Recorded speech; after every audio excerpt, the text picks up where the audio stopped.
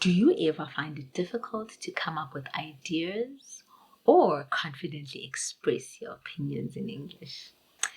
If so, you're not alone. A lot of IELTS candidates struggle with this part of the speaking test. But don't worry, today we're going to help you master it. Welcome to Learn English with Mandla.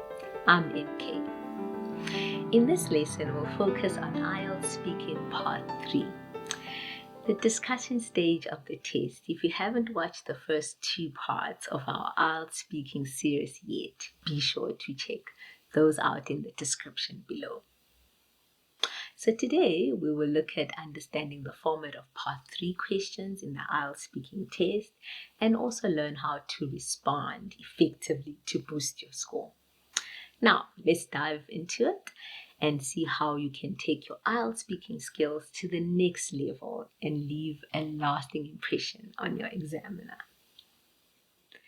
The IELTS speaking test is designed to evaluate a range of skills and is scored based on 4 key criteria: fluency and coherence, lexical resource or vocabulary, grammatical range and accuracy, as well as pronunciation.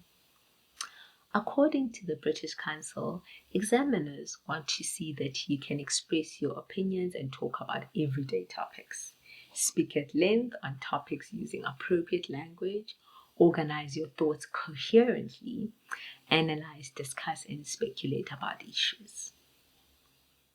Great. What is the format of Part 3? In Part 3, the examiner will ask you further questions related to the topic from Part 2. This is your chance to discuss abstract ideas and issues in more depth. Therefore, your response should include or be to express your opinions clearly, discuss broader societal trends rather than personal experiences, provide detailed answers to showcase your language proficiency. That's what is required of you. Let's have a look at some guidelines and tips to boost your IELTS Speaking Part 3 score. First, please stay general and not personal.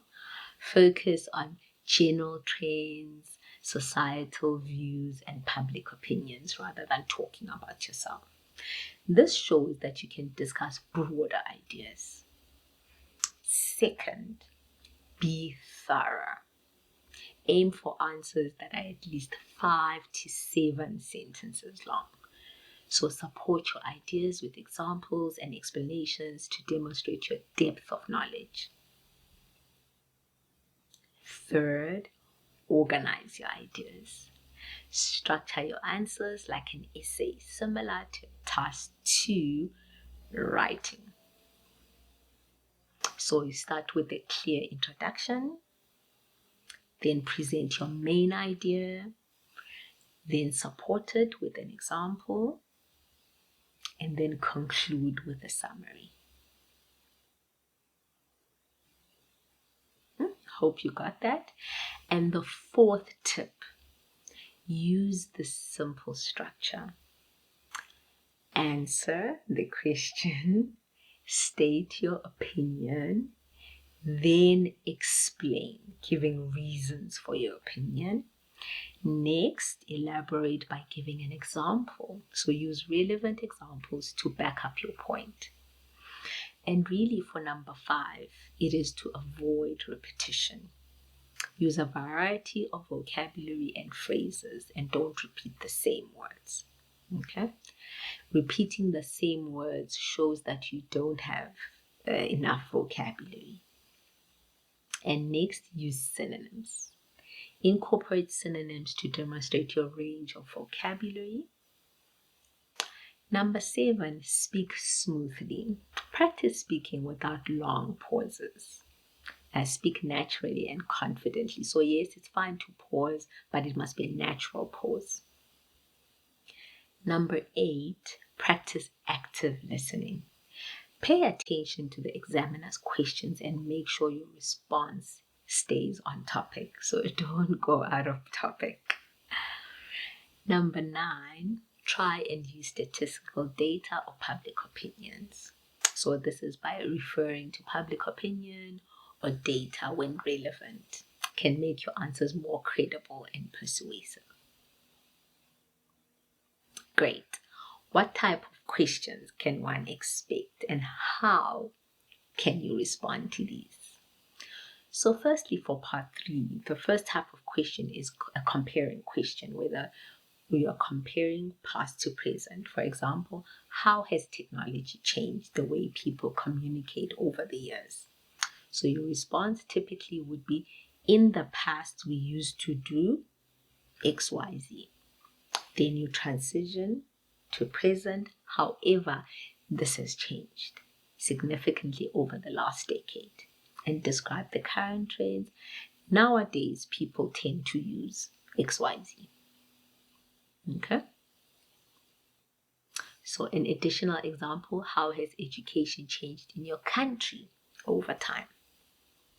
Okay, please answer this one. This is for you and for your practice. Another example, in what ways has leisure activities for young people evolved? These are all the same. How has something changed from the past as compared to now? Question type number 2, comparing present to the future. For example, how will technology impact education in the future? How would you structure a response? Describe the present. So at the moment, most people, blah, blah, blah. Then transition to the future. I think in the future we might, we may, okay, or we will. And then explain the future trend. This could lead to, and so on. So that's the second type of question. Now the third type of question for part 3 is your opinion on something. Why do some people, blah, blah, blah, type of question. Okay? Example, why do some people prefer to live in big cities? How would you structure the response? I believe that some people prefer living in big cities because one reason for this is, okay? And also give an example. Okay, for instance, cities offer a wide range of job opportunities. So these are the 3 types of questions that you could expect for part 3. Okay? So do practice and use these techniques for each of the questions that I have already asked in full. Please do answer them in full and remember what the examiner is looking for, and remember to be thorough. They are looking for at least 5 to 7 sentences, starting with a yes, introduction, answering the question, explaining your answer, giving an example, elaborating further, and also conclusion. Thank you for joining us today. In the next video, we'll focus on the IELTS speaking checklist for part 1, 2, and 3. So be sure to subscribe and stay tuned. Don't forget to share this video with anyone preparing for IELTS or those wanting to improve their English fluency. Let me know what important points you picked up today in the comments. Remember to keep up with your practice and please subscribe.